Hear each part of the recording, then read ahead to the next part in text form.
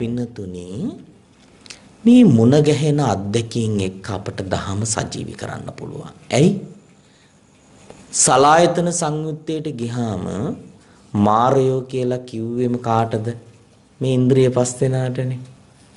නේද?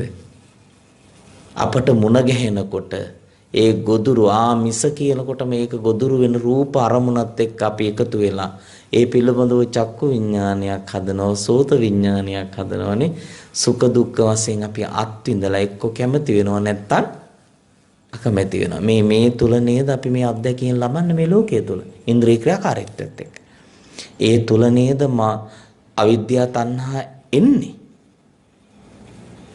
එහෙනම් මේකට සුදු අඳින්න ඕනද දවසක් වෙන් වෙලා තියෙනක හොඳයි අනිවාර්යයෙන් ඒ නෙක්ඛම් මේ ඕනේ කොරෝනා ඇවිල්ලා ඒකත් නැති කරා නේද අවුරුදු ගානකින් අපි මේ පොයට්නේ අපේ ඇත්තු සේ සමාදන් වුණේ සමහරු හරි කම්මැලි වෙලා දැන් හරි කම්මැලි දැන් ඒ වෙනක මේ බාධක හමුවෙම තමයි යන්න ඕනේ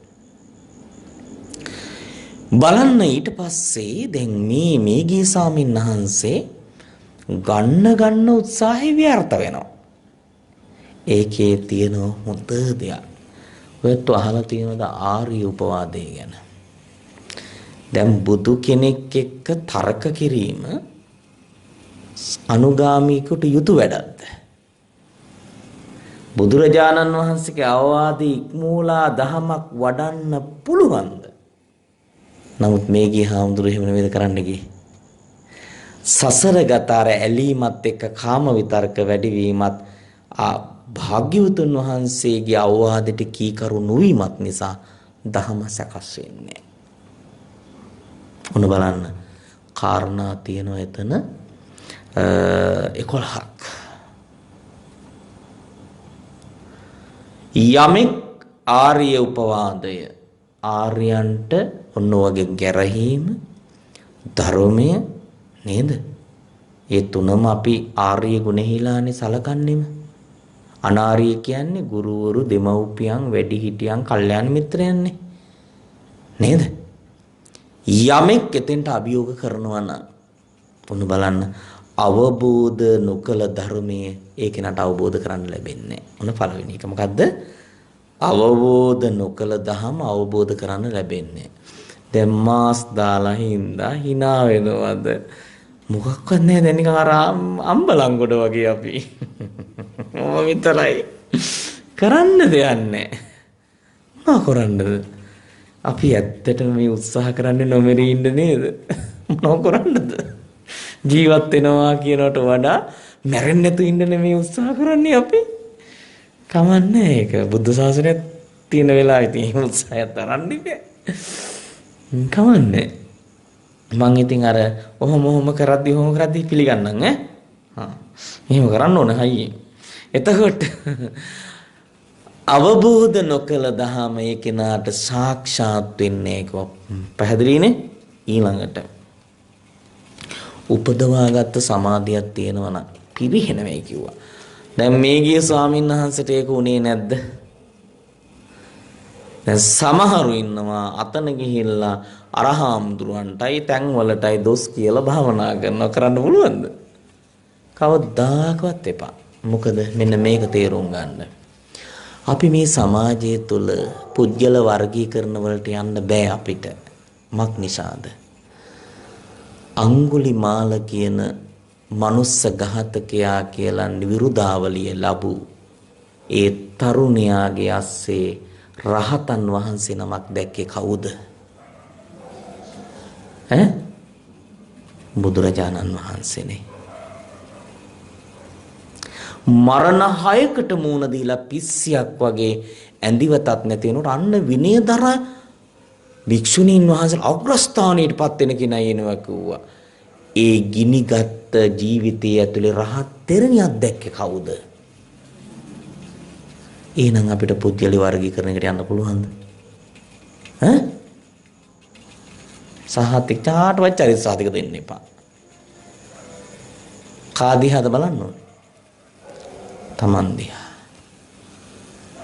එදා ඇයට ගල් ගහන්න කට්ටිය හිටියා. විවේචනය කරන්න ඒ දුක අහන්න කෙනෙක් හිටියද ඒ සමාජේ? නූතනයේත් එහෙම නෙමෙයිද? දෙයක් වුණාට පස්සේ කොන් කරන්න දැන් කොරෝනාවට පස්සේ ඔප්පී කියලා ඔව් කොන් කරන්න පහත් කරන්න ගර ඒ ප්‍රශ්නේ කතා කරන්න කවුරුත් ඉන්නවද අද? ඇයට ගල් ගහන්න වේචනය කරන්න සමාජයේ මිනිස්සු හිටියට ඇයව තේරුම් ගන්න නූතනෙත් එහෙමයි. එහෙම සානුකම්පිත වෙන මිනිසුන් ඉන්නවා නම් තාම අඩුයි. හැබැයි තථාගතයන්න් වහන්සේ ඒ විසුරුණු මනස ආස්සේ රහත් තෙරණියක් ඉන්න වග ලොවට සපත කළා.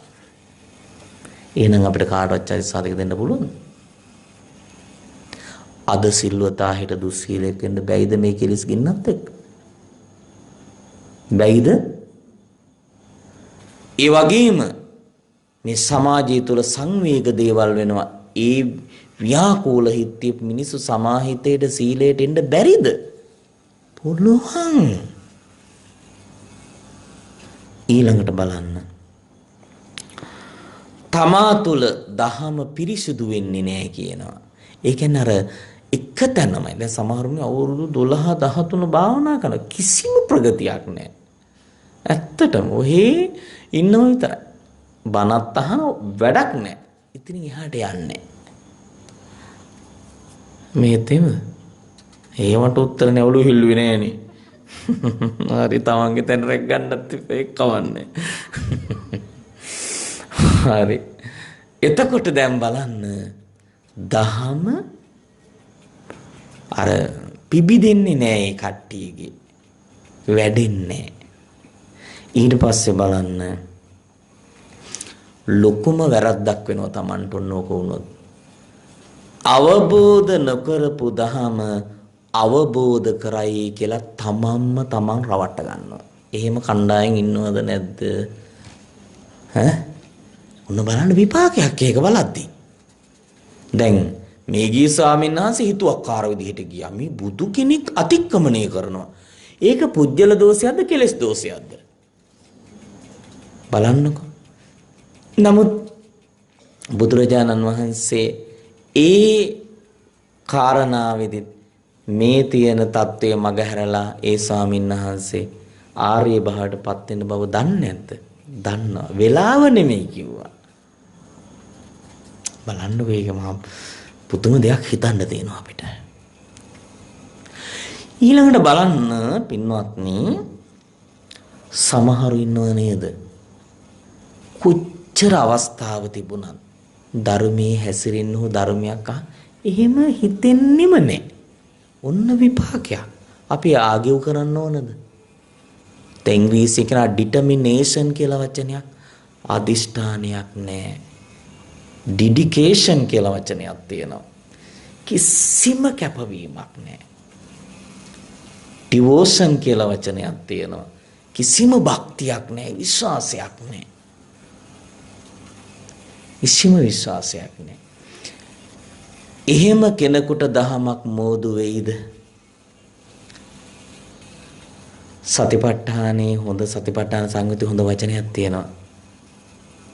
සතිපට්ඨානේ ගැප් කිරීම කියලා කියනවා. ගැප් ගැනීම. ඒ කියන්නේ හිත තුල සතිපට්ඨානේ කියන බීජය රෝපණය කිරීම. තව ලස්සන වචනයක් තියෙනවා. පිය උරුමේ කියලා. ඒ කියන්නේ මේ ගෞතම සාසනය අපට තියෙන අපි ඒකනේ අමා මෑණී බුදු පියාණන් වහන්සේ කියන අම්මා තාත්තත් අපේ බුදුහාමුදුරුවෝ උන්වහන්සේගේ ශ්‍රාවක දරුවෝ නම් අපි අපට උරුම වෙන දේ තමයි සතිපට්ඨානය කියන දායාදේ දෑවැද්ද. හරි ලස්සන තැනක් එතන. ඊට පස්සේ සීලයට කැමති වෙන්නේ සීලය පිරිහෙලා ගන්නයි කිව්ව එක න ะ. තැකීමක් නැහැ. මේ බලන්න එක තැනක් වැරදුනහම වෙන අවාසි කොට. කොච්චර අවාසි ගොඩක්ද මේ කියන්නේ. ඊළඟට බලන්නකෝ. පැවිදි සාමින්හන්ස කෙනෙක් නම් උපැවිදි වීම දක්වා ඒ අකුසලයේ බලවත් වෙන්න පුළුවන් කියනවා. ආයෙ සෙල්ලම් නෙමෙයි. ඊළඟට තියෙනවා සමහරු ඉන්නවා මේ උපවාදයට අහු වෙලා දරුණු මානසික කායික රෝගාබාධ වලට ලක් වෙනවා. උමතු වෙනවා. උමතු වුණාට පස්සේ දහමක් වඩන්න පුළුවන්ද? පොඩ්ඩක් මෙහෙම නතර වෙලා බලන්නකෝ. මම අද මේ දන් සභාවේ බණ කියනවා. ඔය බුදු පිරිස බණ අහනවා. අපි දන්නවද මේ ඇහෙන කන කොයි වෙලාවෙට නොඇසියයිද කියලා? අනාත්ම ලෝකෙක අපිට මේ ඉරියව්වෙන් අනිත් ඉරියව්වට යනකම් විශ්වාසයක් තියනවද? මේ පේනස් දෙකට කොයි වෙලාවෙ ආපදාවක් වෙයිද කියලා අපි දන්නවද? ගිවිසුමක් තියනවද? අනේ හේව් එකක් නෙමේ දරාගෙන ඉන්නේ නේද? ඒ කියන්නේ භාග්‍යවතුන් වහන්සේ අප්‍රමාදී වෙන්න. ඊළඟට තියෙනම් පෙන්නනවා උමතු භාවයටපත් වෙනවලු ඇත්තෝ සමහර අවස්ථාවල සිහි මුලා වෙන්න පටන් ගන්නවා. දහමක් සකස් වෙයිද? දහමක් සකස් වෙයි. ඒ විතරක් නෙමෙයි. උමතු වෙලා සිහි මුලා වෙලා යම් කෙනෙක් මරණයට භාජනය වුණොත් මොකද කියන්නේ? නිරය කැමති වෙන්නේ කියුවා. බලන්න ඒතර කාරණා කීයද? කාරණා 11ක්. එතකොට එහෙනම් හිත වඩන්න කලින් අපේ හිත සුදුසු ආකාරයට සකස් කරගන්න. ඒකට කියන කල්ල චිත්තෝ කියලා වචනයක්. මානසික වපසරේ දැන් බලන්න පිනක් සකස් වෙන්න. ලෝභය තල්ලු කරන්න බෑ ටික. පින ගැන කම්පල විශ්වාසී මේකට දාගන්න එපේ. නේද? එහෙම දාගෙන ඒ විශ්වාසයත් එක්ක අඩු ගානේ කම්මස්සගතා සම්මාදිට්ඨිය එක්කවත් අපි මොහු වෙලානේ යන්න ඕනේ. කම්මස්සගතා සම්මාදිට්ඨි කියන තැනම දස කුසලයටයි අපි හිත පිහිටවන්නේ. අන්න ඒක නේද දහමක් සකස් වෙනවා ඇත්තටම. එතනවත් නැතුව අනේ නිවන් සැප ලැබේවා කියද්දී සාදු කිව්වට හම්බෙන්නේ. ඔය සාදු කිව්වට සමහරු එහෙමත් කැමති නෑ යන්නේ. අපි පරීක්ෂණයක් කරමුද? පොඩි එකක්. දැන් වයස්ගත වුණාම අපි නිවන් දකින්න කියන්නේ එහෙනම් අපි මෙහෙම කළොත් වයස්ම ගත අම්මේ තාත්තෙක් ඉන්න ගෙදරක හරි මේ චූටි බබාල කරයිද දන්නේ නැහැ. මාව හිමල්ලන්න එපා.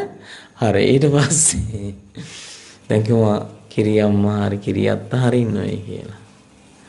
අපි නිදාගෙන හරින පහෝදා නිදාගෙන හරිනකොට නැකිටලා ඉන්නකොටම නම දාලා වය ධම්මා සංඛාරත් කියලා දාලා නිවන් සැප ලැබේවා කියලා කියලා තිබ්බොත් ගෙදරිනුත් යයි. මාව මරා ගන්න දවදන්නේ කියලායි. ඉදන්නවද? එමානේ දන්නවද? එයි මේ නිවන් දකින්න කෙනෙක් මෙරියන් කියලා වගේ කියන එකක් නේ. ඇයි? මරණින් පස්සේ කියලා හිතාගෙන ඉන්නේ. නේ අනේ. කන් නෙවෙයි. සමහරව කොච්චර ප්‍රාර්ථනා කරත් මුන්දලා බයයි. ඇත්තම කතාවයි. මේ හිතලා බලන්නකෝ. එතකොට මේ වැරදි තැනට අපි ශ්‍රාවක සමාජය යදගෙන වැටිලා. මැරෙන්න කලින් මරණ එකක්. නේ? එහෙනම් සෝතාපන්න වුණොත් මහ පොළොවට රජෙක් වෙනවට වඩා ජයග්‍රහණයක්. ඒකට බය වෙන්න ඕන. බය වෙන්න ඕනේ. නැවත අපි සූත්‍ර දේශනාවට යමු. දැන් මෙතනදී ඔන්න දැන් වැඩේ අසාර්ථකයි. ඔන්න අර පොඩි ළමයෙක් ගිහිල්ලා වැටිලා හැප්පිලා අඬාගෙන එනවා වගේ බොහෝම අසාර්ථක වෙලා බුදුහාමුදුර ළඟට බුදුහාමුදුරු ප්‍රතිසේප කරාද? ආන්න තව එකක්. අද හැටියට නම් ඈ ගියොත් ගියාවොත් තාම බලන්න මේ සමාජයට ගැලපෙන හැටි බලන්න. අනේ බුදුහාඳුරු දාලා ගියේ. හැබැයි දැන් අසාර්ථක වෙලා අසරණ වෙලා තවත් අසරණ කළාද? නමුත් සමාජයේ කොහොමද අද? අසරණ කෙනා හැම අතින්ම අසරණ කරලා පහර දීලා චරිතේ වනසලා දාලා නැකිටින්න බෑ. කොයි සමාජයේද ඒක වැඩි? කොයි සමාජයේද? සිංහල බෞද්ධ සමාජයේ වැඩි. ඕ වැඩිම හානියක් වෙලා තියෙන්නේ කාගෙන්ද කියලා හෙව්වොත් මේ බුද්ධ ශාසනයේට අපි දෙගොල්ලොත් ඒ කොටස ඉන්නවා අවංකවම. අරයට මෙයාට ඇඟිල්ල දික් කරන්න ගියාට මාළොකුවට ඒ කඳ පණුව නැද්ද මේ ශාසනේ? ඒකෙමදල ඒකේ කන සිව්වනක් පිරිස ඇතුළෙම ඉන්නවානේ. අපෙන් හානියක් වෙලා නැද්ද එතකොට? සද්ධම්ම නියාම කියන සූත්‍රයට යන්න. හරියට බණ නොඇසුවොත් දේශනා කරේ නැතුනත් අපි ශාසනය විනාශයට උදව් කරන කට්ටියක්. අර්ථ විමසන්න නැත්තම් ශාසනය පරිහානියට උදව් කරන කට්ටියක්. ධර්මය හරියට ਵਿਚාරය කරලා අර්ථ ගලපගෙන ධර්මානුධර්ම ප්‍රතිපatti වඩන්නේ නැත්නම් සසුන පරිහානියටපත් කරන තැනටයි අපි හැමෝම වැඩ කරලා තින්නේ කියලා සද්ධම්ම නියාම සූත්‍රයේ අංගුත්තර නිකායේ කියවලා බලන්න. සූත්‍ර දෙකක් තියෙනවා. ඒ නිසා අපෙනුත් හානියක් වෙලා ඇති. අරයට මෙයාට කරාට. ඉස්සරලාම එහෙනම් මේ ශ්‍රාවක සමාජයේ නැවත පුනරුස්ථාපනය කළ යාවත් කාලින කරන්න නම් අපි දිහාට හැරෙන්න ඕනද නැද්ද? අපි බුදුහාමුදුරුවෝ ළඟද දුරද කියලා බලන්න ඕන නැද්ද? සමහරු ගව් ගානක් ඈතනේ. අන්න එතනයි අපි හදන්න ඕනේ. දැන් බලන්න බුදුරජාණන් වහන්සේ ළඟට ආවා ප්‍රතික්ෂේප කළාද? ඇයි? වරදට දඬුවම් දුන්නා නෙමෙයි, පුජ්‍යලයකට නෙමෙයි දඬුවම් දුන්නේ, වරදටයි දඬුවම් කළේ. අන්න බලන්න. අද ගොඩාක් වැරදි වලට කයට නේ දඬුවම් දෙන්නේ, පුජ්‍යලයකටනේ. බුදුරජාණන් වහන්සේ වරදයි නිවැරදි කරන්නේ. අන්න ඒක තමයි බුදු කෙනෙකුගේ විශේෂත්වය. ගියානම් ගියා, මෙහෙ ආයේ බෑ මං තනියම දාලා ආවේ කියලා එහෙම ගන්නෑ. බලන්න මේ සමාජයට හොඳ උත්තරයක් නේ. බාරගත්තානේ. බාරගත්තා. බාර අරගෙන කාරණා පහකින් සංග්‍රහ කරනවා. බලන්නකෝ. මේ ගිය අපරික්ඛාය මේගිය චේතෝ විමුක්තියා පංච ධම්මා පරිපාකාය සංවත්තන්ති. ඔය පිරිහුණු හිත හදන්න තියෙනව නේද? නොයඩුණු හිත වඩන්න තියෙනව නේද? කාරණා පහක් පුරුදු කරන්නයි කිව්වා. අංක 1ට තියෙන්නේ මොකද්ද කියලා බලමු. කත මේ පංච කාරණා පහක් පුරුදු කරන්න එක. ඉද මේ ගියේ බික්කු කල්යාණ මිත්තු ආන්න බලන්නකෝ. අපි හැමෝටම ඕනනේ මේ ශාසනය විනය ආවිෂයි. නමුත් රඳා පැවැත්ම සියල්ල දරාගෙන ඉන්නේ මේ ශාසනයේ කල්යාණ ශාසනයක්, කරුණා ශාසනයක්. නේ එහෙනම් ඉස්සල්ලාම කල්යාණ මිත්‍රෙක් වෙන්න ඕනේ තමන් කාටද? තමන්ටමයි. නේ ඊට පස්සේ බලන්න කල්යාණ මිත්තෝ හෝති කල්යාණ සහයෝ කල්යාණ සම්පවංකෝ. නිකම් බෑ. කල්යාණ මිත්‍රයාට ඇසුරු කරන්න, අවවාදේ පිළිගන්න ඕනේ. ඒ දිහාට නැවෙන්න ඕනේ. ඒ ඇසුර ලබන්න ඕනේ. නිකන් නෙවෙයි. බලන්නකො එතකොට තියෙන විශේෂත්ව කීපයක් තියෙනවා.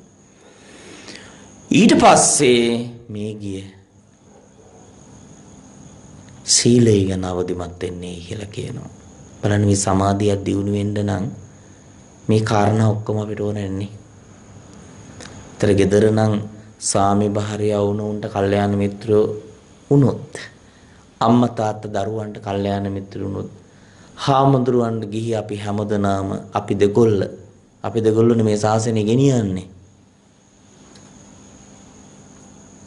කල්යාණ මිත්‍රයෝ වුණොත් මේ ශාසනය හරි බබලයිනේ. දහම සකස් වෙයි, දහම දියුණු වෙයි අපි තුලනේ. ඊටසේ බලන්න මෙතනදී උගන්වනවා වැසුණු ඉන්ද්‍රියන් ඇති කෙනෙක් වෙන්න කියනවා. ඒ කියන්නේ ඇස් දෙක වහගෙන නැහැ. ඉන්ද්‍රිය দমনය වෙච්ච කෙනෙක් වෙන්න කියනවා. ආදීනව දකින්න කියනවායි. යම් අරමුණක් ආවොත් ඒ දුස්සීලකමට වැටුණොත් තියෙන ආදීනව දකින්නයි කියනවා. ඒතර ආනිසංසය දැකලා හික්මෙන්න පුළුවන් එතකොට. වැලකීමේනේ. බලන්න හරි ප්‍රායෝගිකයිනේ මේ. ඒතර අපි සිල් බිඳීම සම්බන්ධයෙන් අපි හැමෝම ගත්තොත් ඇස මුල් වෙලා නැද්ද සිල් බිඳෙන්න? ඇසින් දැක්ක දෙයට තණ්හාව එනවා. ඒතර මෝහයත් නැකිටිනවනේ. අවිද්‍යාවත් කලඹවනවා. අර අරමුණට ඇදගෙන වැටෙනවා. එහෙ වෙන්නේ නැද්ද? ඒ කියන්නේ වෙන්නේ කණින් ඇහුණු දේ නිසා නේද මේ විපරිත භාවය එන්නේ. එහෙනම් අපි ඉන්ද්‍රිය ඇසීමත් එක්ක ස්වභාවයේ හේතුඵල தත්ත්වයත් එක්කම මේ න්‍යායාත්මක පැත්ත විදර්ශනාවෙන් දකින්න පුරුදු වුණොත් බැන්නත් හොඳ කිව්වත් අපිට බැයිද සමහිතකින් ඉන්න? පුළුවන්නේ. ඒ තත්ත විපස්සතිනේ. ඒ ප්‍රායෝගික භාවයේ ගුණක් අපි පුරුදු කරන්නේ නැහනේ. ඒ කියන්නේ අර සසර ජය ගන්න තියෙන හොඳම වේගය තමයි සංවේගය. ඒතර මේ කෙලෙස් වල ස්වභාවය ටික දුරක් ගිහිල්ලා හරි කමන්නේ ආයෙ දකින්න පුළුවන් නම් අපිටනේ. එන මේ ඉන්ද්‍රිය අධ්‍යක්ීම් එක්කම මේ ස්වභාවය පැන නගිනවා. එතන හරියට দমনය කරගත්තොත් අන්න අපිට පුළුවන් එතනින් අපට ලොප් කරන්න. බලෙන් නෙමෙයි අවබෝධයෙන්. තර බයින් එක වෙන්න පුළුවන්. හොඳ කියන එක හරිය නෙත ගැටෙන එක වෙන්න පුළුවන් නේ. ගඳ සුවඳ රසය මන ස්පර්ශය ඊ තුලින්මයි අපිට විරාගයක් දකින්න තියෙන්නේ. රාගය මතුවෙන එක යට කරන විරාගයට යන්න වෙන්නේ. නේ? තර ආස්වාද ආදීන දෙක අපිට හරියට දකින්න සතිමත් වෙනවා නම් යෝනිසෝමනසිකාරේ උප්පත්ති ස්ථානෙනි යෝනි කියනකොටම එතන ස්වභාව හරියටම දකින්න පුළුවන් නම් අපිට ගොඩාක් මේ සොයන් දමනේ අපි තුල සකස් කරගන්න පුළුවන්.